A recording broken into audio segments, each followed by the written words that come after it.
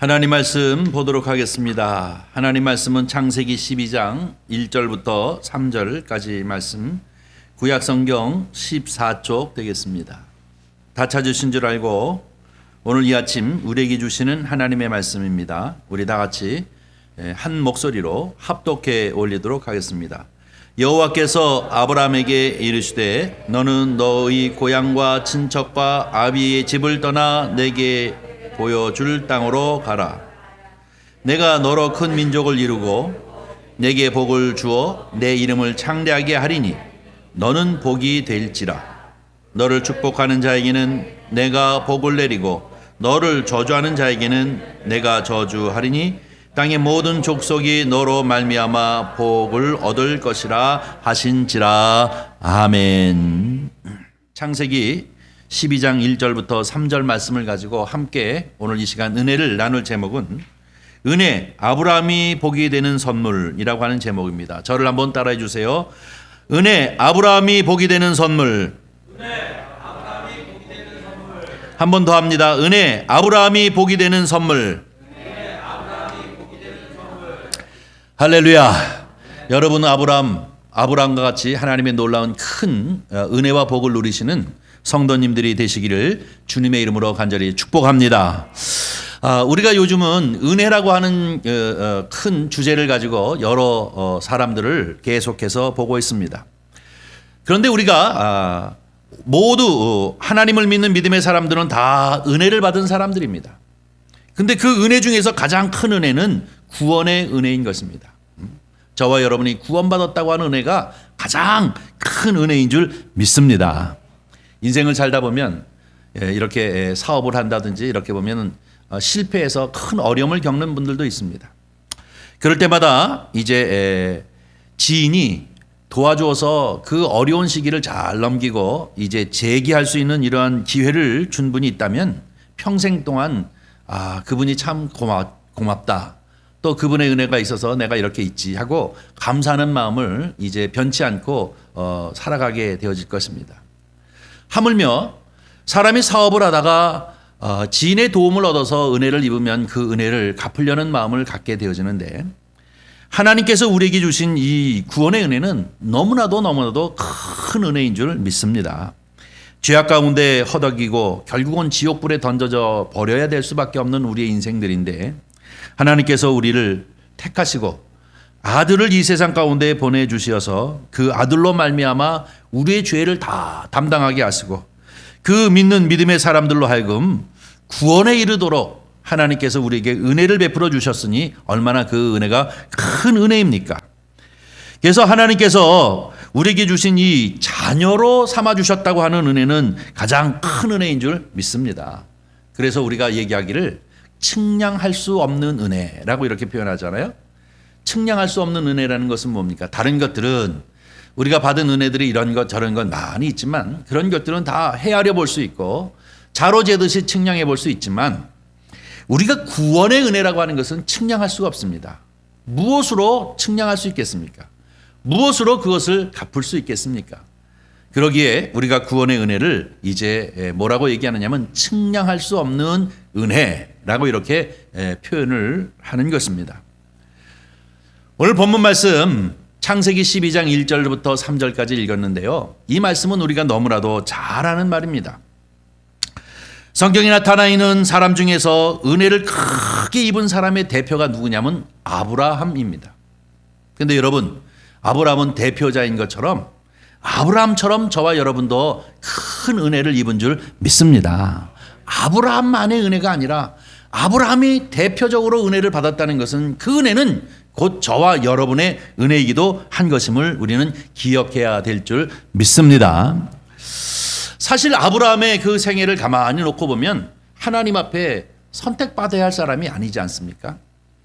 아브라함이라고 하는 사람은 사실 어떤 사람입니까? 저 메소포타미아 지역, 요즘으로 말하면 유브라데스 강, 티그리스 강이 이렇게 합류되어지는 그 지역이 이제 갈대아 우르라고 하는 곳인데 거기는 우상 숭배가 상당히 심한 데였습니다. 달, 이 해, 별 이런 것들을 이제 섬기는 그러한 곳이었는데 아브라함은 바로 거기 출신입니다.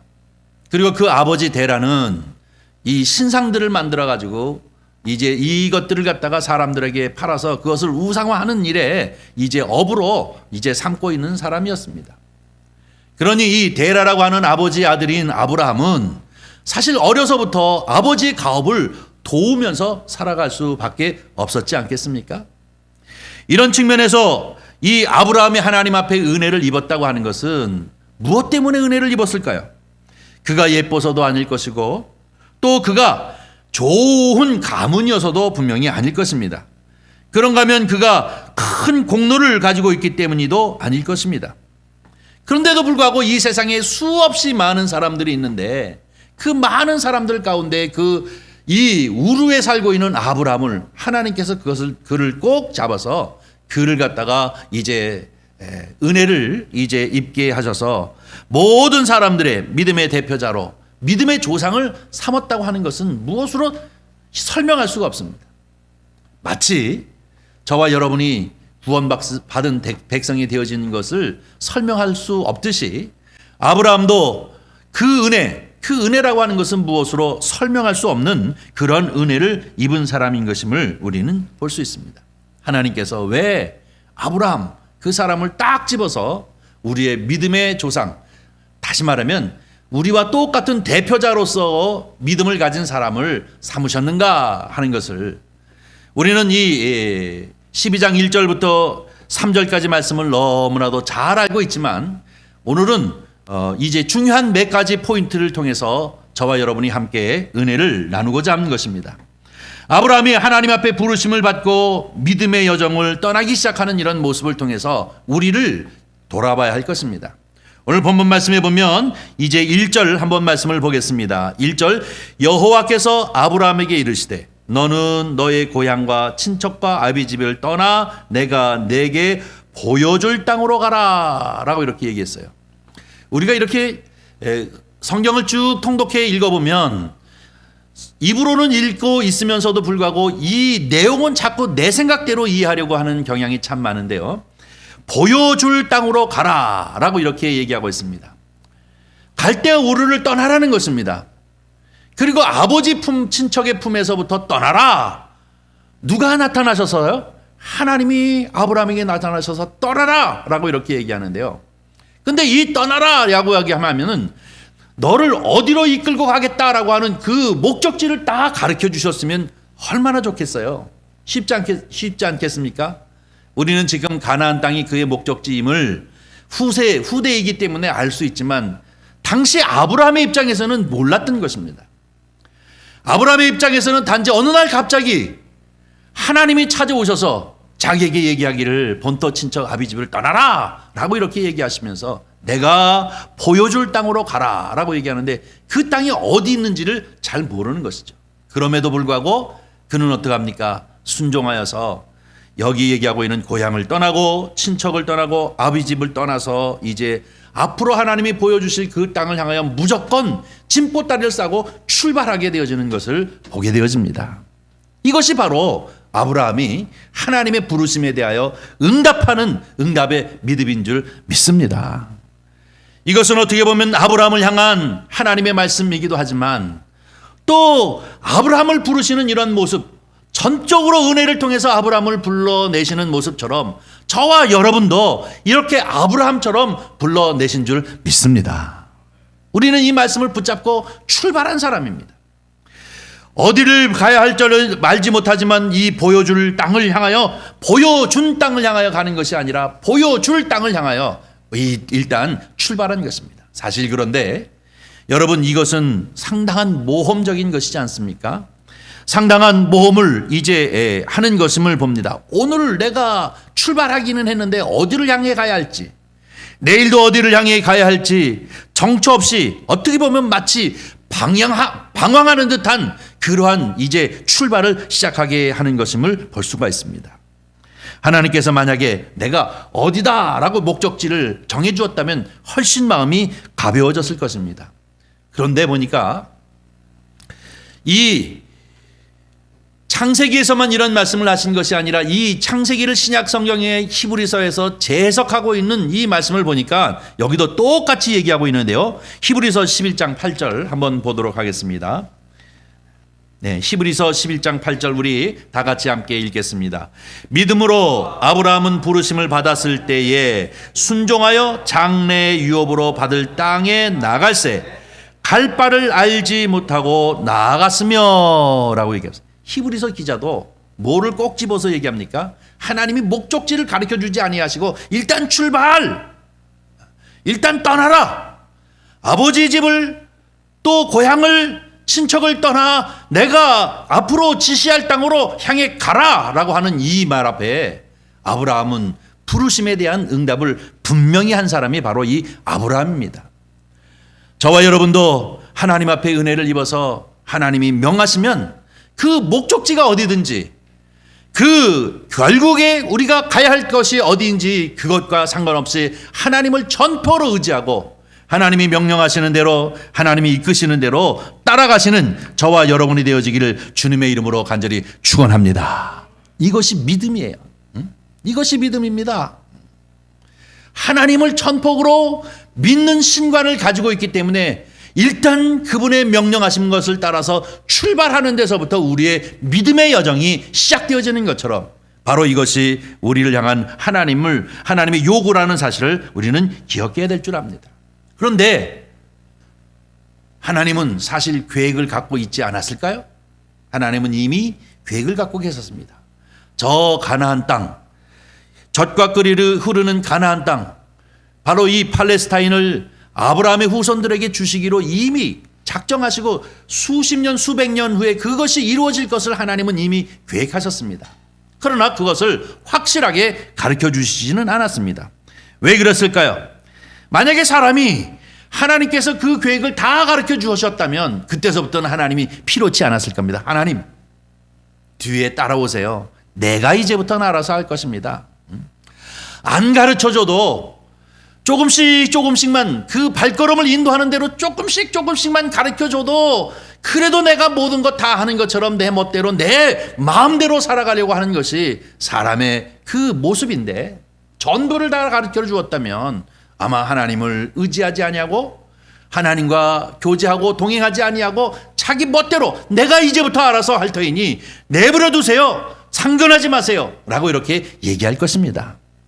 하나님께서는 이미 그 모든 것을 아셨기 때문에 아브라함을 이끌어 가시는 그런 방편으로 어떻게 하시는가? 바로 앞으로 가야 할 길을 내가 조금씩 명령할 것인데 그때마다 순종하라 라고 이렇게 가르쳐주고 있습니다.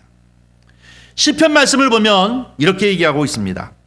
주님의 말씀은 우리의 가로등이요 라는 표현을 쓰지 않고 발등상의 등불이요 또 혹은 발등상의 빛이요 라고 이렇게 얘기하고 있습니다.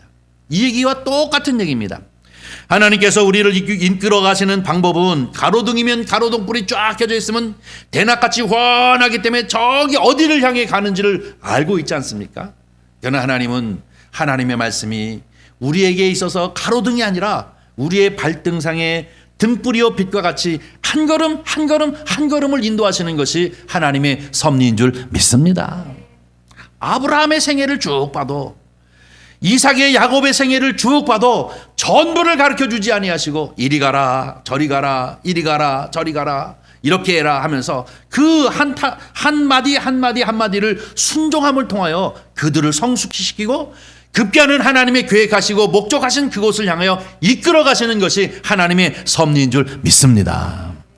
이것은 아브라함과 이삭과 야곱 아니면 요셉 이런 사람들의 문제가 아니라 저와 여러분의 삶에 향하여 하나님의 계획이 있는 줄 믿습니다.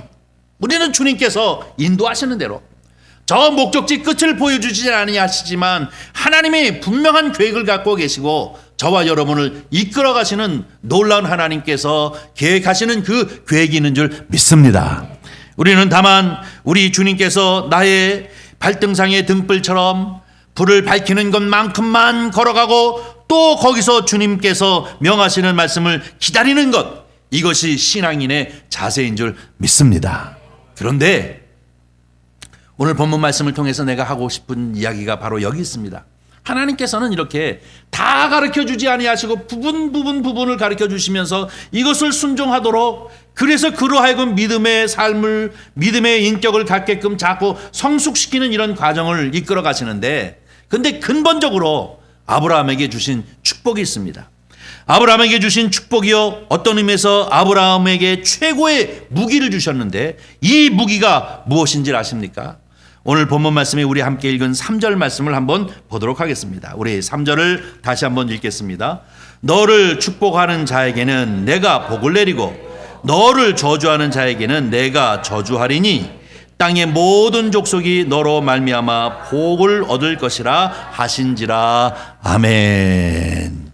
이 말씀이 참 대단한 말씀입니다. 이 아브라함에게 주신 이 놀라운 축복은 아브라함에게만 준 것이 아니라 저와 여러분에게도 주신 축복인 줄 믿습니다.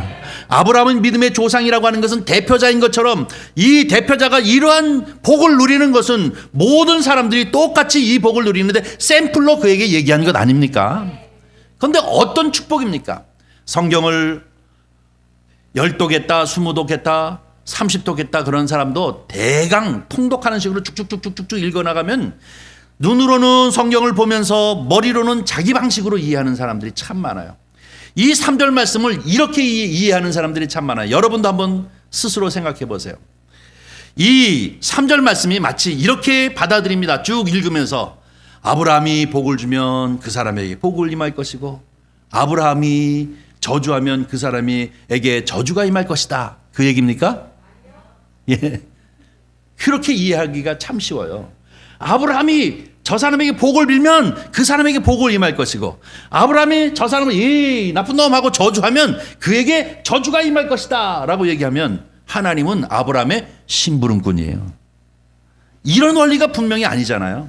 근데 자꾸 우리는 이런 식으로 생각해. 아브라함은 복의 근원이니까, 복의 근원이고 복의 통로니까 그 사람이 복을 빌면 복이 임할 것이고 저주하면 저주할 것이고, 아브라함에게 큰 이 능력을 허락하셨구나, 이렇게 판단하고 성경을 보면 이런 식으로 눈으로는 읽는데 생각으로는 그렇게 합니다.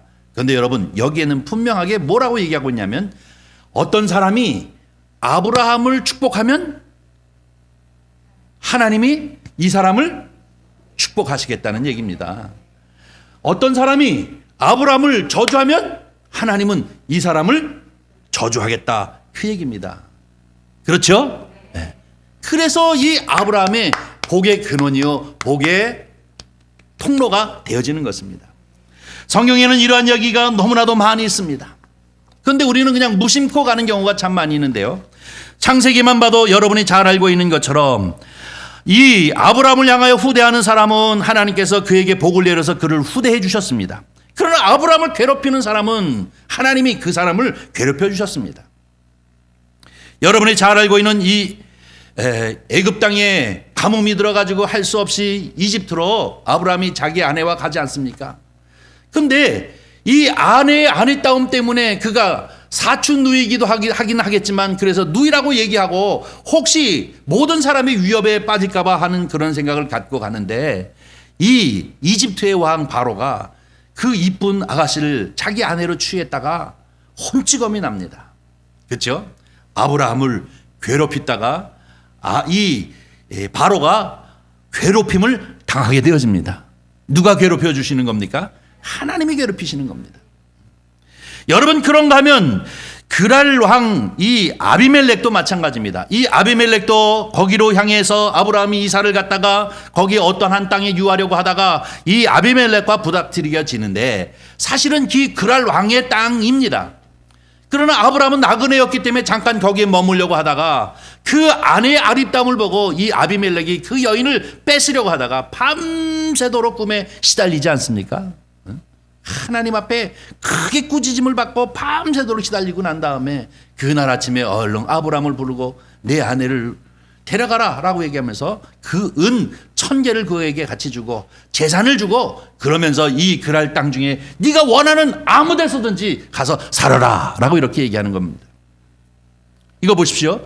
이 두 얘기는 무엇을 얘기하고 있느냐면 아브라함을 향하여 칭찬하는 사람은 칭찬하는 그 사람이 하나님의 복을 주는 것이고, 아브라함을 향하여 저주하고 욕하는 사람은 도리어 아브라함이 저주당하고 욕을 당하는 것이 아니라 그 사람이 이제 어려움을 겪게 되어진다라고 하는 말씀이 그대로 이루어지는 것임을 볼 수 있습니다. 이것이 이스라엘 백성들의 정신입니다. 이것은 이스라엘 백성들의 정신이요 DNA만 아니라 크리스찬들에게도 이러한 정신을 가져야 될 줄 우리는 분명히 믿습니다. 구약 성경에 봐도 다윗의 얘기만 하나 들어볼까요? 다윗도 사울왕에게 얼마나 고통을 당했습니까? 15년 동안만이나 이제 사위의 신부님에도 불구하고 그가 이리 도망다니고 저리 도망다니고 그랬습니다. 그러나 도망다니고 어려움을 겪으면서 이 다윗이 사울왕을 죽일 수 있는 기회가 2번이나 있었습니다. 그 부하들이 죽여버리라, 우리 이제 사울왕을 죽여버립시다 라고 얘기할 때 안 된다. 그 부하들이 그렇게 사울왕을 죽이자고 해도 죽이지 않았습니다. 뭐라고 얘기합니까? 하나님이 기름 부으신 종이니 우리가 함부로 할 수 없다는 것이에요. 하나님이 기름 부은 종이니 하나님이 알아서 하셔야지 우리가 그를 심판할 수 없다는 얘기는 여기에 전제가 무엇 깔렸습니까? 아브라함을 향한 하나님의 약속이 깔려 있는 것입니다. 자, 다윗이 이 사울 왕을 향하여서 이제 저주를 퍼부으면 그 저주가 누구에게 내리는 겁니까? 다윗에게 내리는 것과 똑같은 것입니다.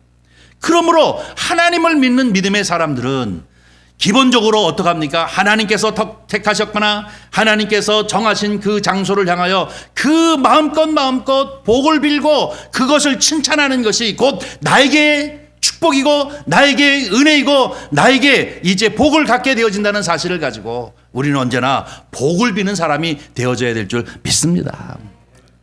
또 한 가지 얘기할게요. 여러분이 잘 아는 이스라엘이 북이스라엘과 남유다가 멸망받게 되어집니다. 특별히 이 예루살렘이 멸망을 받으면서 여러분이 잘 아는 이 바벨론으로 다니엘이 끌려가게 되지 않습니까? 그때 당시에 이 예루살렘이라고 하는 성은, 그리고 예루살렘의 성전은 완전히 초토화되어진 성전입니다. 그럼에도 불구하고 다니엘은 하루에 3번씩 성전을 향하여 어떻게 해요? 기도했습니다. 나라를 위해 기도했습니다.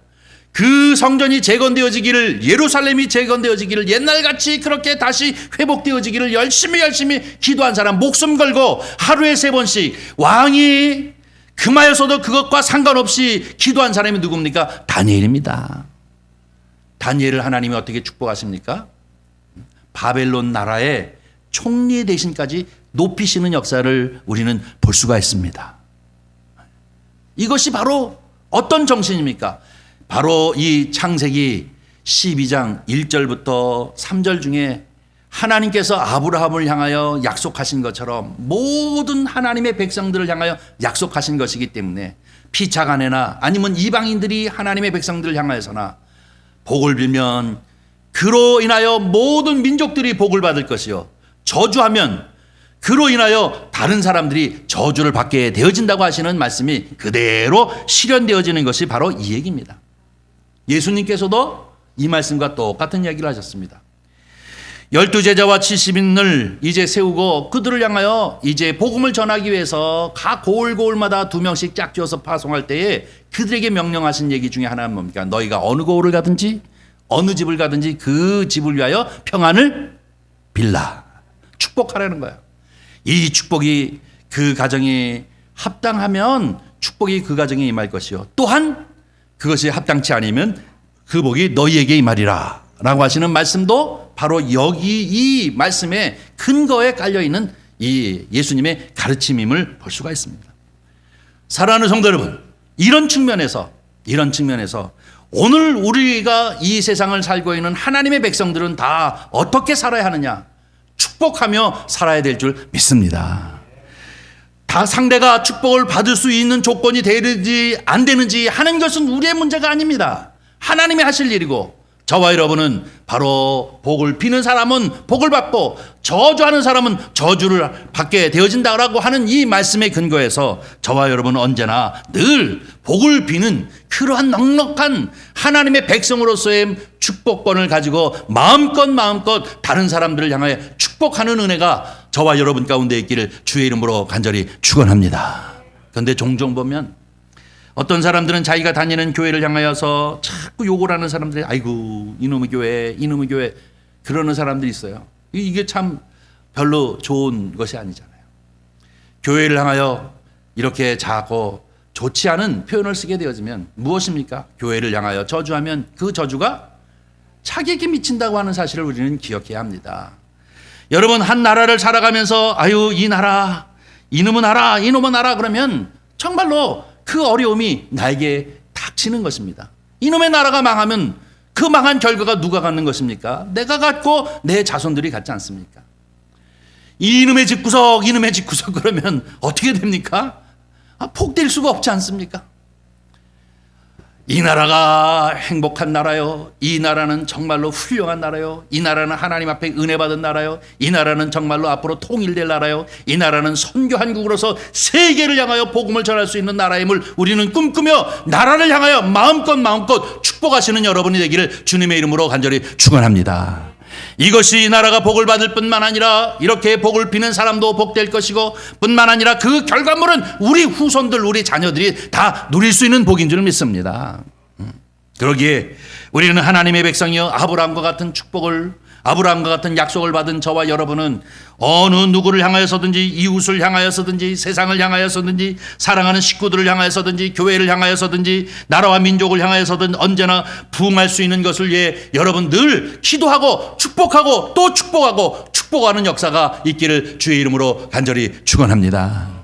선한 이웃교회가 이 자리에 이곳에 있으므로 많은 사람들이 선한 이웃교회를 향하여서 막 복을 아이고 저 교회는 참 훌륭한 교회야.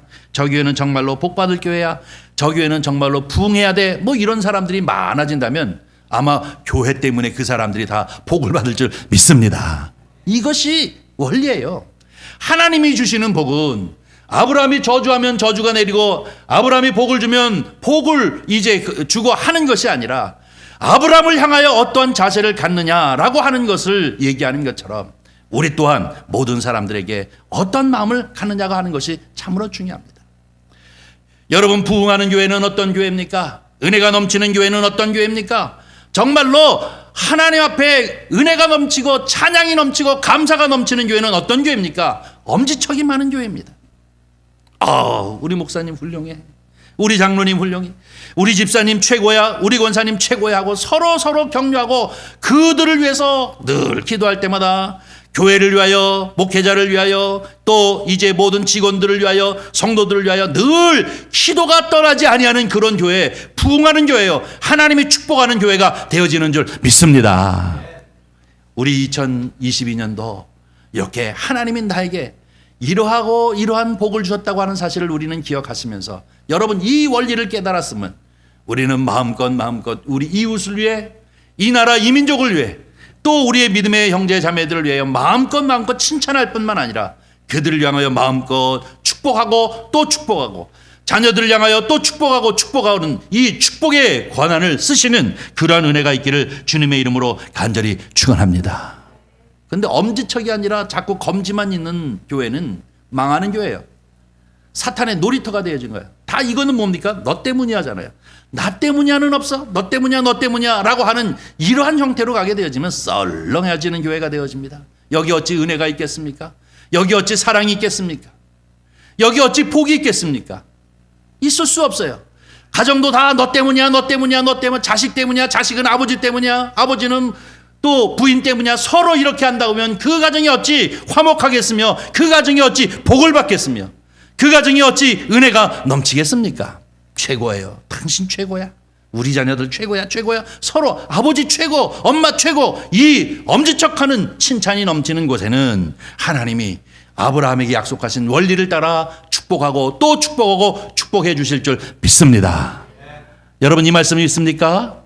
우리는 마음껏 사랑하는 모든 사람들을 위해 이 다니엘이 이 예루살렘을 향하여 기도할 적에 이 예루살렘의 성전이 엉망진창이었어요. 그럼에도 불구하고 기도하잖아요. 그것이 잘하고 잘못해야 그 예루살렘이 흥했느냐 예루살렘이 망했느냐 그것이 문제가 아니라 말씀을 붙잡고 축복하잖아요. 그런데 어떻게 해요?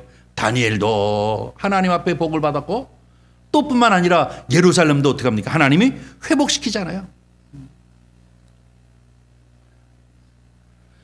이 예루살렘도 제2차 성전 건축을 위해서 1차 귀환, 2차 귀환, 3차 귀환 하면서 그 성전, 수룹바벨 성전을 다시 한번 재건하는 그런 축복을 하나님이 허락하시지 않습니까?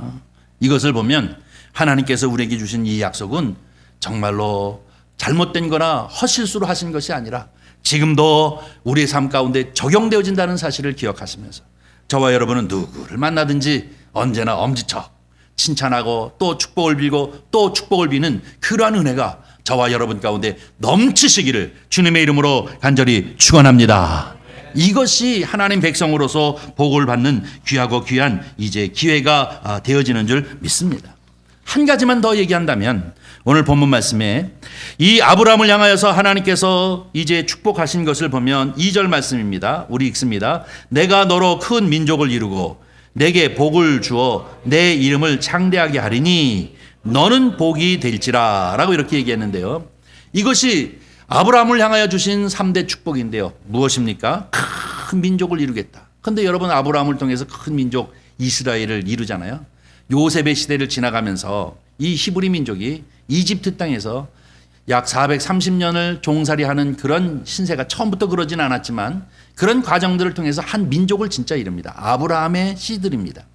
오늘의 이스라엘이 바로 그렇게 되어지는 것 아닙니까? 그리고 내게 복을 주겠다. 아브라함 그리고 그 후손들에게 큰 복을 주었습니다. 뿐만 아니라 그 이름을 창대하게 하리라. 그 이름이 드높아지는 그런 복도 사실 보면 주었습니다. 근데 여기서 이 세 가지 복은 항상 하나님이 아브라함에게 약속한 약속이잖아요. 그래서 여기 주어가 뭡니까? 내가입니다. 내가 너로 큰 민족을 이루고 내게 복을 주며 내 이름으로 창대케 하리니. 주어가 뭡니까? 하나님입니다. 그런데 주어가 아브라함이 되어지는 게 있습니다. 너는 복이 될지라. 너는 복이 될지라. 이것은 아브라함은 어떻게 되라고요? 복이 되라는 얘기예요. 복 받는 사람같이 칭찬 듣는 사람같이 이렇게 살으라 라고 하는 것이 오늘 이 너는 복이 될지라 라고 하는 명령어입니다. 앞에 부분은 약속이지만 이 뒷부분 너는 복이 되라 라고 하는 것은 명령어인 겁니다.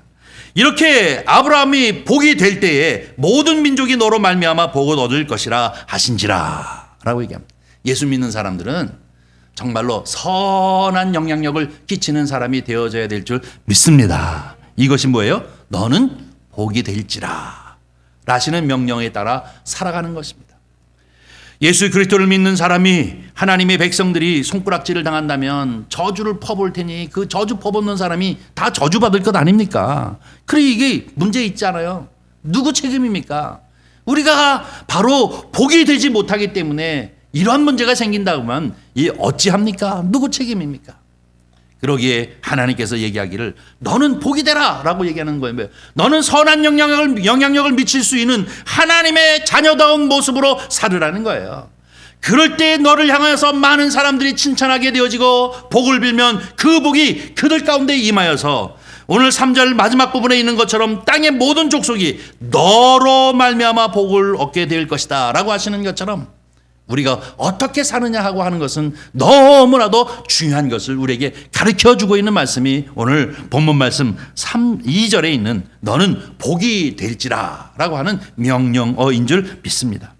사랑하는 성도 여러분, 우리는 큰 민족 되어지는 것 그리고 또 복이 되어지는 것뿐만 아니라 창대하게 이름이 창대하게 되어지는 것 이런 모든 것에 대하여 마음을 쏟지만 그러나 더 중요한 것은 바로 너는 복이 되라 라고 하는 이 명령어요. 이 명령어는 이것이 곧 복의 근원이 되고 복의 통로가 되어진다고 하는 사실을 우리에게 가르쳐주고 있는 말씀인 줄 믿습니다.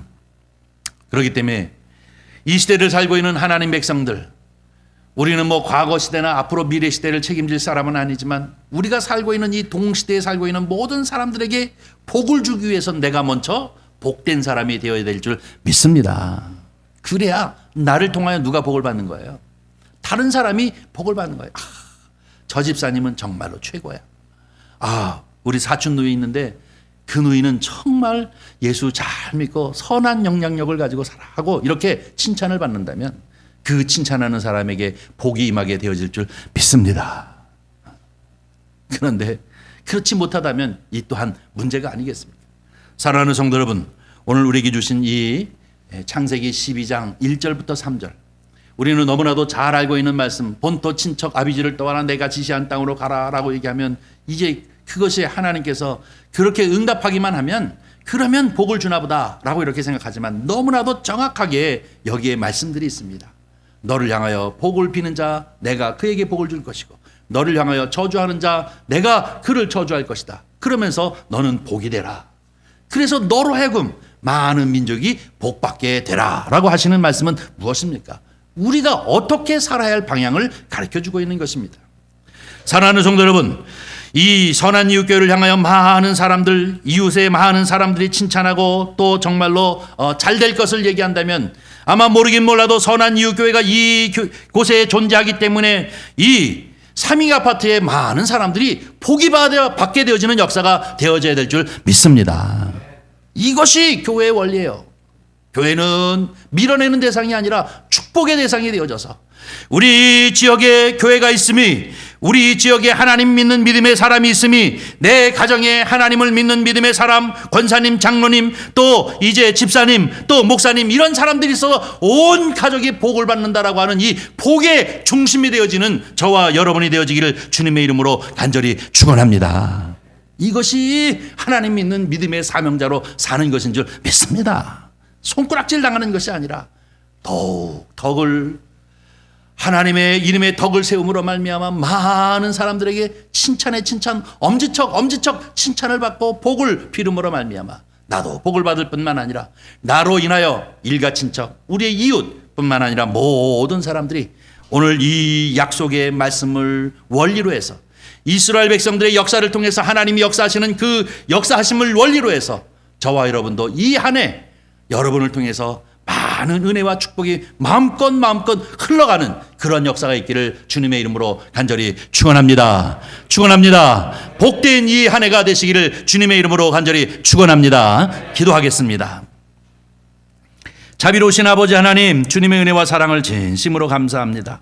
오늘 이 아침에도 한 주간을 주님 은혜 안에 살았음을 고백하게 하시고 또 한 주간을 시작하며 하나님을 만남으로부터 이 한 주간을 살게 되어짐을 감사할 수 있도록 은총 베푸심을 진심으로 감사드립니다. 하나님 아버지, 아브라함을 대표로 언약하신 것과 같이 그 언약은 곧 우리를 향한 언약인 줄 믿습니다. 우리로 하여금 정말로 복의 근원이 되게 하시고 복의 통로가 되게 하여 주시옵소서. 우리가 하나님의 말씀처럼 바르게 살고 우리가 하나님의 말씀처럼 복 그 자체가 되어짐으로 말미암아 많은 사람들이 나를 통하여 많은 복이 흘러가게 하여 주시옵시고 복된 삶으로 인도함을 받는 그러한 역사가 있도록 주여 축복하여 주시옵소서.